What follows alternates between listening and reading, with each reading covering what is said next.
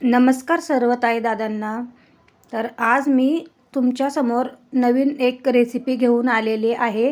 ती म्हणजे तिळीची चिक्की. तिळीची चिक्की एकदम सोप्या पद्धतीत मी तुम्हाला सांगणार आहे, तर व्हिडिओ पूर्ण बघा. त्यासाठी मी घेतलेली आहे 1 वाटी चिक्की आणि 1 वाटी गूळ, दोघं समप्रमाणात घेतलेले आहे.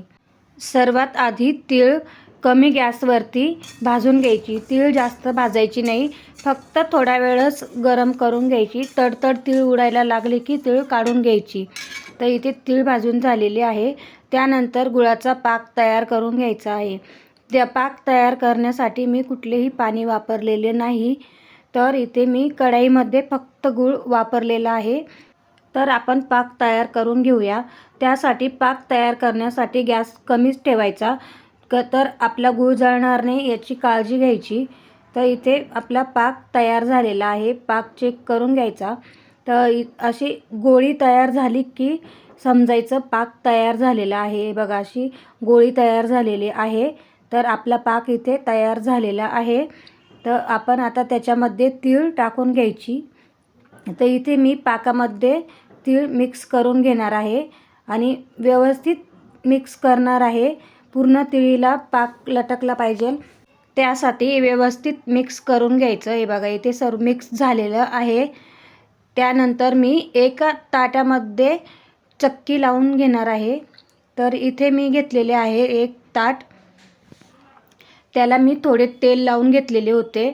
तर याच्यामध्येच आपण चिक्की पूर्ण पसरून घेणार आहे. तीळ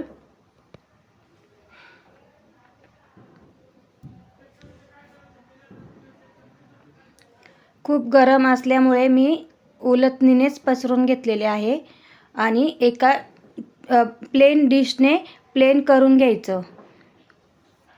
तर इथे आपली चक्की तयार झालेली आहे. तर थंड झाल्यानंतर चिक्की पाहिजे त्या आकारामध्ये आपण कापून घ्यायची.